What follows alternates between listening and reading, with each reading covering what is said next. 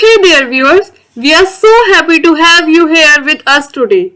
You have been watching us create embroideries in different ways, like by using Photoshop or directly creating in Clo 3D. But today we have a special treat for you. We are going to introduce you to a new software that will make your embroidery design process much easier and faster. You must be eager to know what software we are talking about, right? Well, hang on a second and watch this awesome intro first. And don't forget, if you want to learn more from us, you can enroll for our online class. The link is in description below.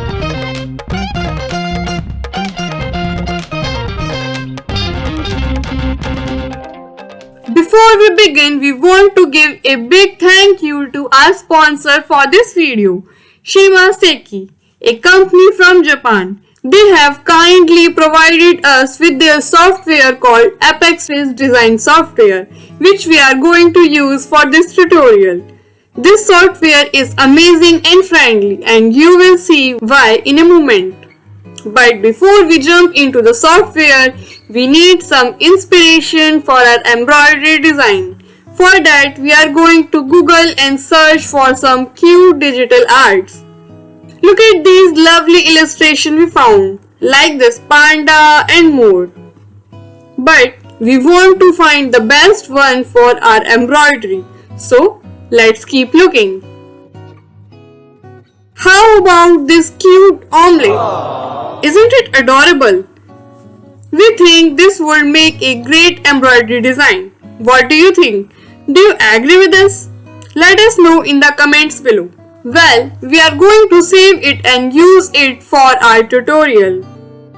Alright, we have our image ready. Now, let's move on to the software work. This is how our window looks like when we open the APEXFiz Design Software. Here, on the side, we can scroll down and find the embroidery design option.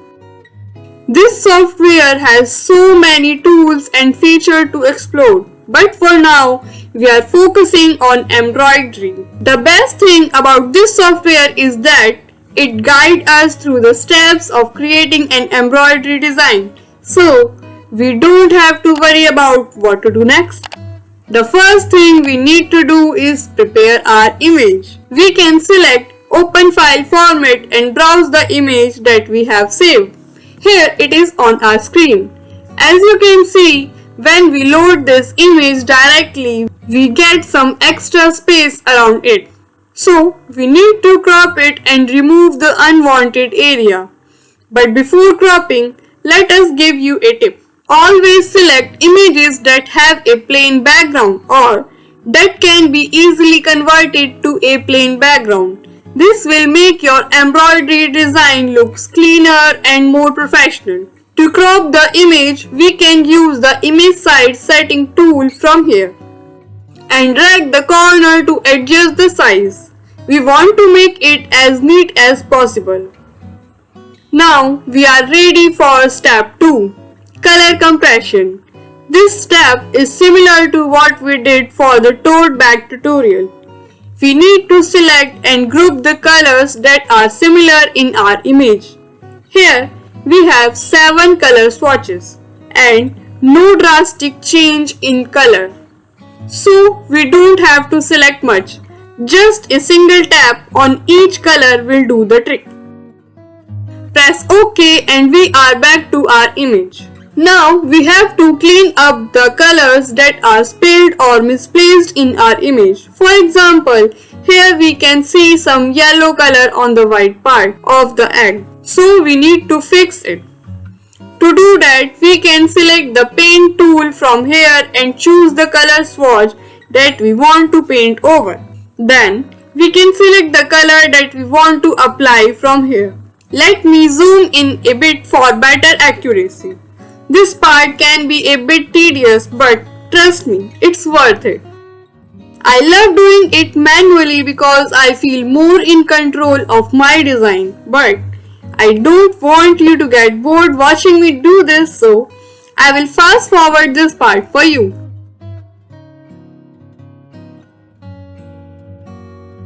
And we are done with this part. Now our graphic is ready for embroidery design.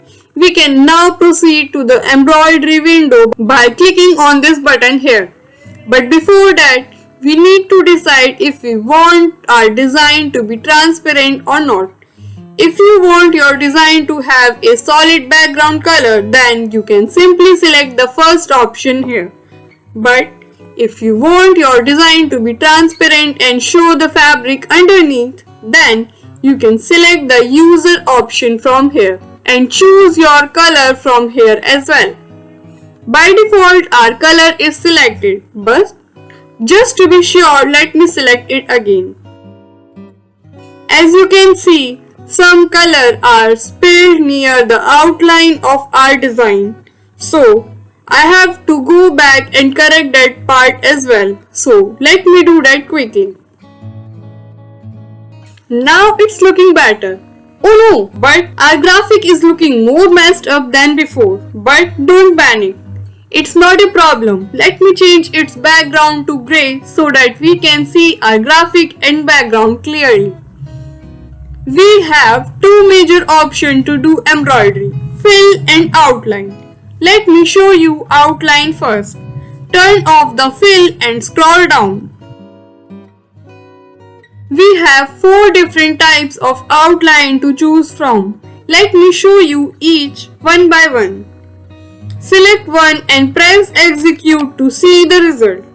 Here, we have the option to edit the height and width of our embroidery.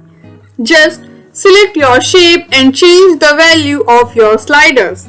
But before that, select this bottom option here so that each stitch can be changed together. That will save us a lot of time. We have to decrease the value if we want it to be finer. I am showing you each outline result one by one. So, this is all about outline. Now, let's see fill along with it. Turn on fill. Again, we have 4 different types of fill to choose from. I am doing the same thing as before. Select one and press execute. You can see how the fill changes the look of our design. If you can't notice, then select the real preview option from the top. This will show us exactly what kind of result we are going to achieve with our embroidery design. Now we can see everything clearly, but our omelette looks blind. Where is it black color? I think removing the outline will work. Let me do that. Yes, we are right. Now it's look like a cute omelette embroidery. Here is the result of each options. Second one was looking fine to me, so I will stick with that.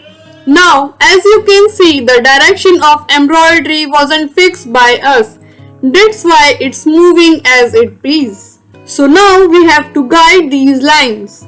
We can select the stitch menu from the top. Now, after selecting each portion, we can go to edit direction line. I usually select the last option, but you can try others as well. Just after selecting this option, you can notice some small lines over your selected embroidery. These lines are responsible for the direction of your embroidery. So, by tapping the left mouse button, we can guide this embroidery with our desired location. But this part seems fine to me, so I will do that to the other part. We can select Analyze and Drop. After each change, it will start processing to show us the result. We can keep changing until we are satisfied and then select Finish. After finishing one part, we can go ahead and start working on another pattern. This seems fine to me, so I will close it and select Done this time.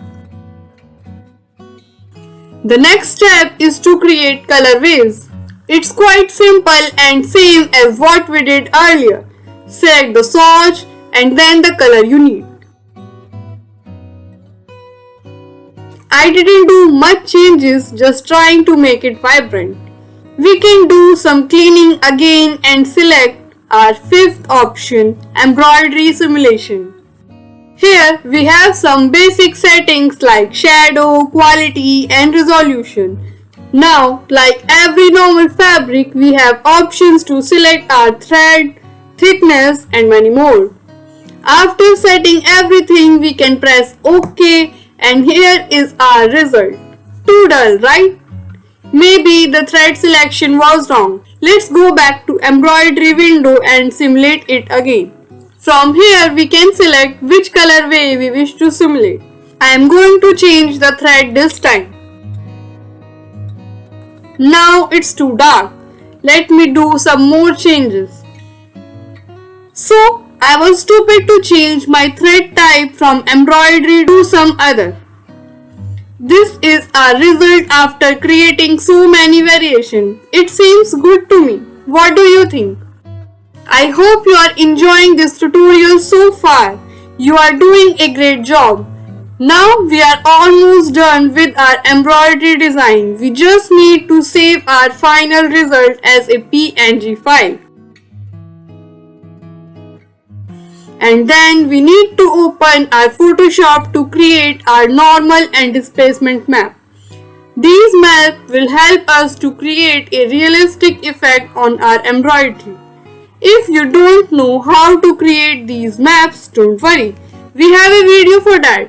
You can watch it here. I will just show you a quick preview.